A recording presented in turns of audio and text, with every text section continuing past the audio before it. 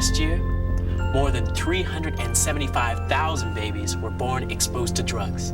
375,000 babies. Some of these babies were actually born addicted.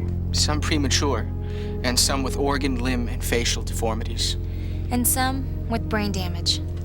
It's truly heartbreaking, especially when you look around and see how joyful childhood can be. And the parents of these babies, well, the fact is they come from all ethnic and economic backgrounds. Some are addicted to drugs like cocaine, crack, heroin, or alcohol. And some are weekend partiers. They drink beer, smoke pot, cigarettes, or use inhalants like spray paint.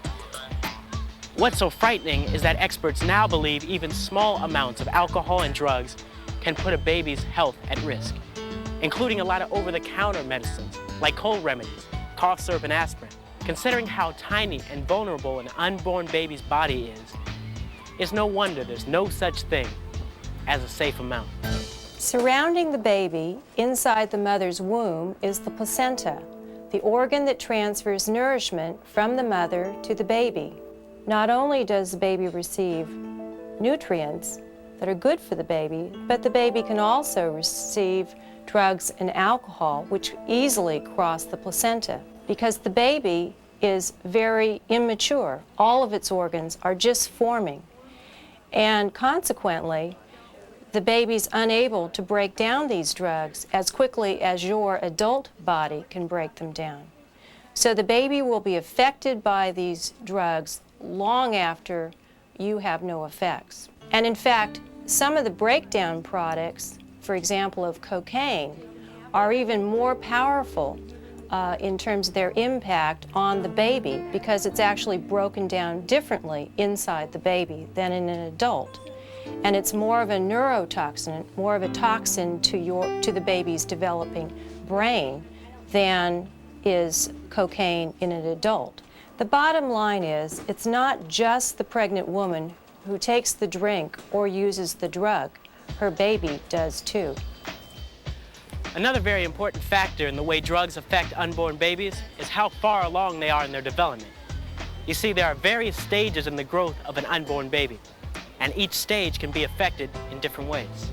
Pregnancy is broken down into three-month periods called trimesters. Each of these trimesters is different, yet equally important, in terms of the growth and development taking place in the baby. All drugs can change or even stop this development. For example, in the first trimester, there's rapid growth and development of the baby's vital organs, like the heart, lungs, liver, and kidneys, as well as the brain and spinal cord. As a matter of fact, the brain and spinal cord are the first systems that begin to develop even before the heart. Exposure to drugs like alcohol, cocaine, crack, and heroin can interfere with this development. Brain damage caused by drugs can affect the child's capacity to think, while spinal cord damage can affect the ability to walk. Malformations can also occur in vital organs, such as the kidneys, and with developing arms and legs. For example, sometimes various organs lose their blood supply because the cocaine is what we call a vasoconstrictor. It causes the blood vessels to clamp down. So the baby can, in fact, kill a part of its bowel. And so the baby, when it's born, will have what's called a bowel obstruction, and will need to have surgery so that it'll be able to eat. Other times, we see that the baby might actually lose some of its fingers or toes because, again, the blood supply to those organs was cut off as a result of being exposed to cocaine. It's suspected that the third week of pregnancy is when alcohol in particular can do most of its damage. From the 8th week right up to birth, the baby undergoes its greatest weight gain. Exposure to drugs during these crucial weeks and months can slow down the baby's overall growth and cause mental and behavioral problems. Drugs can also cause a baby to be born prematurely, in other words, before the full 9 months are up. These babies are underweight and can have a smaller than normal head. As you can imagine, this could have a serious effect on intelligence, but the problems don't stop here. Babies exposed to drugs like cocaine, crack, or heroin can actually be born addicted to them. With heroin, they experience withdrawal symptoms, shaking, vomiting, seizures, even death, just like an adult would. The only difference, of course, is these are just tiny little newborn babies. The baby is usually very, very jittery and will move incessantly in its crib. Sometimes it moves so much that it'll actually rub off the skin from its chin, its knees, its elbows. So the syndromes can be quite terrifying, in fact, to watch. They can have problems eating, sleeping, and forming attachment to their mothers. They cry a lot at a high pitch, as if in pain, and it's very hard to comfort them. Later in childhood, these kids can have problems in school, including learning disabilities. The most apparent thing that you can see is wrong with your child is the behavior and their attitude. Yes. They have these violent tempers. Yeah. You know, I don't know if it's from cocaine, alcohol, marijuana, pills, whatever Heroin, we used went into their bodies. You know, when my child was born, they told me that he was heroin addicted. And I couldn't understand that because I never used heroin to my knowledge. But what they're putting in drugs today, you don't know what you're smoking, you don't know what you're taking, you know, you probably don't know what you're drinking. I have a 7-year-old. Her name is Kenya, and Kenya is deaf. Kenya was born 1 pound and 13 ounces. You don't have to have a child born to have any problems using cocaine. You can use alcohol and marijuana.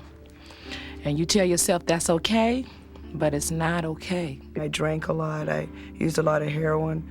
I used a lot of cocaine, a lot of black beauty. I mean, I just used everything. I wasn't aware that I was even pregnant with her till I was 7 months pregnant. I never felt her move. Tiffany was born what they call a stress baby. She didn't know how to swallow. She was having severe withdrawals. I never got to see my baby. They took her from me, and I found her strapped to a metal table. And they had tubes all in her and down her throat, and they wouldn't tell me anything. But I knew in my heart what it was from. Amazingly, though, studies show there is hope for these children. Hope that with a lot of love and care, they can overcome some of their problems. But cocaine, crack, and heroin aren't the only drugs that can cause serious problems for an unborn child. Nicotine, the drug found in cigarettes, for example, can cross the placenta and cut down the flow of blood, nutrients, and oxygen the baby needs. This puts the child at risk for breathing problems, such as bronchitis and asthma later in life. It can also cause premature births. Or worse, the pregnancy could end in a miscarriage, meaning the baby dies before it's even born. If you're pregnant, it's definitely important for you to stop smoking altogether, or at least cut down as much as you possibly can. The reason is that smoking during pregnancy is associated with an increased chance of miscarriage and of having a low birth weight baby. Now you might say, what's the problem of having a little baby? It's just a miniature baby. But those babies have many more complications in the nursery, and they're more likely to have potentially some developmental problems later. Smoking marijuana can cause some of the same problems and more. Sometimes babies exposed to marijuana are born with tremors. They can be unresponsive to things that go on around them. And later on, they may have learning disabilities. But there's one drug that's been proven to actually cause mental retardation and abnormalities of the face and body. One drug whose effects can be irreversible. This drug is legal, it's easy to get, and it's even advertised. Alcohol. It's all around you, on TV, in the movies, wherever you look. But it can be one of the most harmful substances to an unborn baby. Exposing a baby to alcohol before birth can cause a condition known as fetal alcohol syndrome, or FAS. Believe it or not, FAS is the #1 preventable cause of mental retardation. A baby suffering from FAS can have an abnormally small head and, as you can see here, an underdeveloped brain. The brain of the child exposed to alcohol is much smaller than the brain of the child who has not been exposed to alcohol. In addition, it's smoother. The normal brain has lots of little curves and grooves and holes and bumps in it. All of those represent brain cells. In the brain of a fetal alcohol syndrome child, what you see is a brain that is much smoother with fewer of those bumps and fewer of those grooves, which is a reflection of the fact that alcohol actually kills cells. They can also have facial abnormalities like small eyes with drooping lids, a thin upper lip, and a short upturned nose. Sometimes these babies are born with heart and lung problems too. And as they grow older, the problems can get worse and may include behavioral and social difficulties. You know, you still might hear people say that drinking a little beer or wine while you're pregnant is okay, that it relaxes you, that it's only hard liquor you have to stay away from. But the truth is, a 12-ounce can of beer, a glass of wine, or a wine cooler all contain the same amount of alcohol as a mixed drink. Alcohol is alcohol, and when you're pregnant, there is no safe amount. Even infants or in this case fetuses and subsequent newborns who are exposed to only very, very small amounts of alcohol, maybe only 1 drink per day, have been shown to have some risk for having some neurologic and learning problems later on. So the recommendation at this point is that there's no safe level of alcohol usage during pregnancy. The problems we've been describing are just a few of the devastating ways drugs, alcohol, and tobacco can affect an unborn baby. But there are 2 ways we haven't discussed yet, and they're the most terrible of all. The first one is AIDS, which you probably know can be transmitted by injecting drugs using a needle contaminated with the virus. If a pregnant woman contracts AIDS in this way, or in any other way for that matter, her unborn baby can also get the disease. Just as tragic is something called sudden infant death syndrome, or SIDS. It happens between the ages of 1 week and 1 year. Everything seems to be okay with the baby, and then one night it dies in its sleep. Nobody knows exactly why it happens, but they do know that it happens more often to babies who were exposed to certain drugs before birth. We've seen how drugs can affect an unborn baby and a growing child. And while this is undoubtedly the most awful consequence of using drugs during pregnancy, it's not the only one. Parents and relatives of these children pay a heavy emotional price. One of my sons died, though. I have a daughter and a son who was one drug exposed. And to write today, they said it wasn't because of the drug, but something still deep down inside said if I hadn't been using, maybe he might have had a chance, you know. And it's still a lot of guilt I'm feeling right today behind it. Every year when his birthday comes up, I feel a lot of guilt, a lot of anger. I smoked cocaine for 8 of those months. I was pregnant with those twins. Didn't know that I was having twins, just thought I was having one. I lost one of my children. I live with a guilt every day. That's the saddest part, is this guilt that you feel because I've done this to these children. My family still to this day has a hard time with Tiffany. They didn't know how to deal with her. She was too wild for them. And they never, to this day, my father still really doesn't acknowledge her.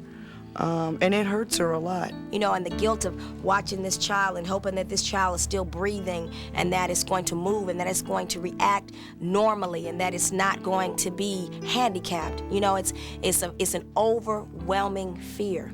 There's also the medical, educational,